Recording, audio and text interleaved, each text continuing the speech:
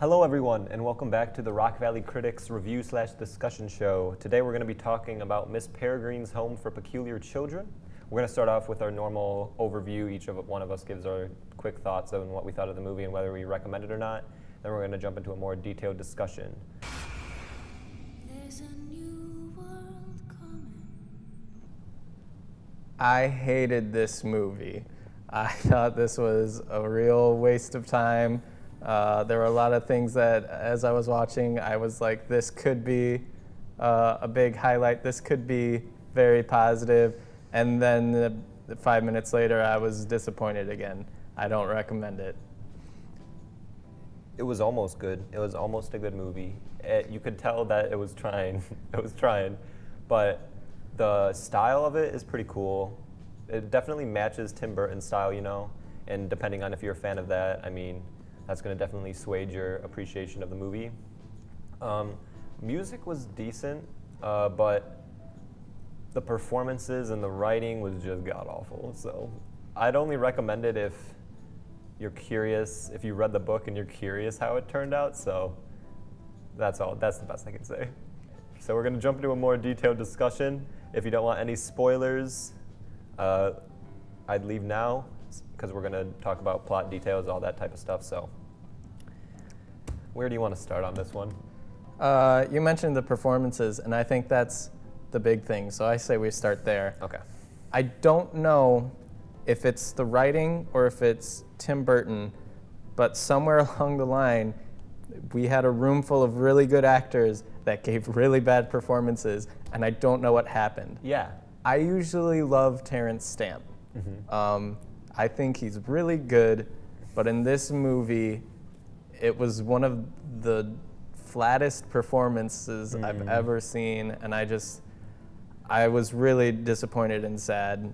He's supposed to be like best friends with Asa Butterfield, or however you pronounce his name's character, and I just didn't get that at all. I felt like, oh, it's a grandpa, you know, because this is definitely a franchise. It made a lot of money opening weekend because it's based on the book, and of course all the book fans are going to go see it.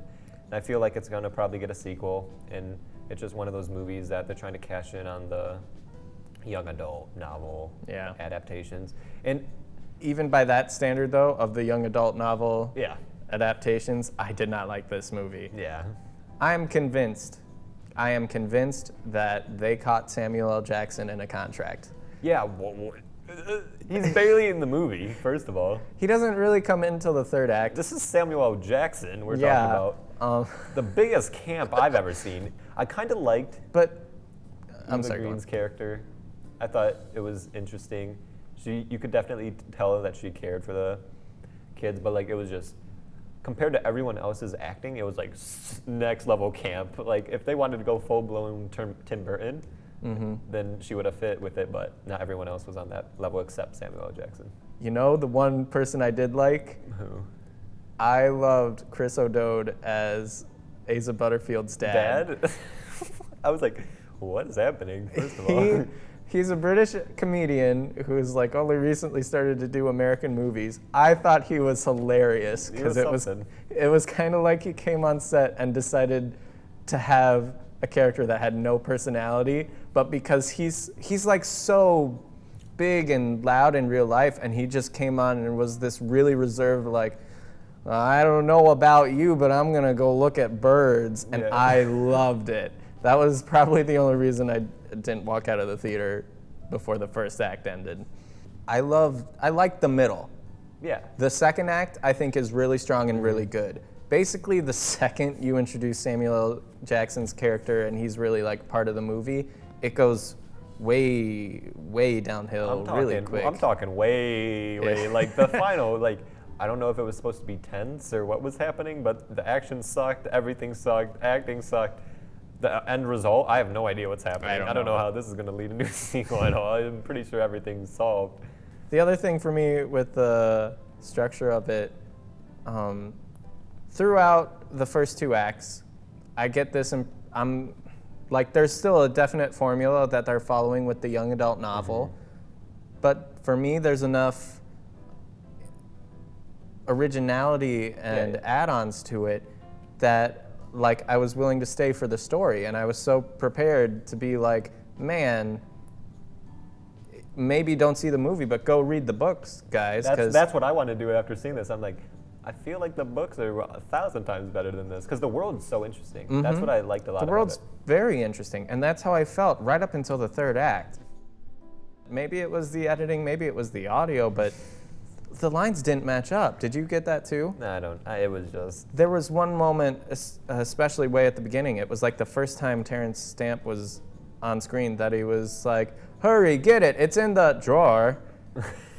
And it just was really disorienting for me. But yeah, there's like a lot of stuff with like doors closing and then cutting to a completely different scene. I don't know if a day's passed. I don't know if it's the next hour. They didn't leave as many pauses as they should have. No. It was very fast moving and it was still like 2 hours. It was very fast moving, but you still felt like you were sitting there for too long. Yeah. Like visually, I thought it was pretty cool, just because Tim Burton usually has a very distinctive style, and I feel like the world matched with his pretty good. I just feel like he could have done so much better. Tim Burton, I like Tim Burton a lot. I'm seeing him go down the M. Night Shyamalan path. Ooh, really? I haven't seen a movie from him recently that I've been like, that's what I'm used to seeing from Burton. That's the quality I'm used to seeing from Burton. Tim Burton, I love you, and I want you to do better. So for me, my takeaway is that Tim Burton's visual style is there. Something went amiss when it came to the actors. Yeah. Editing was very amateurish. Yep. And I really like Chris O'Dowd, and that was my takeaway from the movie. So overall, the visual style is great. The world is fantastic, actually. I'm probably going to read the books because I like it that much.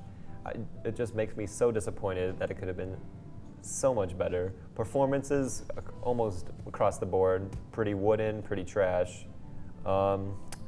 Writing awful.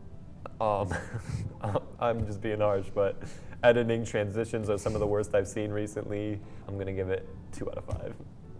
By all technicalities, this is a movie. By every definition, this is a movie. And I really like Tim Burton's visual style, so I'm gonna give the movie 1.5. I'm gonna give Chris O'Dowd the full 5 stars. Full 5 stars. Yeah, so sorry if you like Miss Peregrine's Home, the book, a lot, because the movie doesn't quite live up to that. But anyways, thanks for watching, and we'll see you guys next time.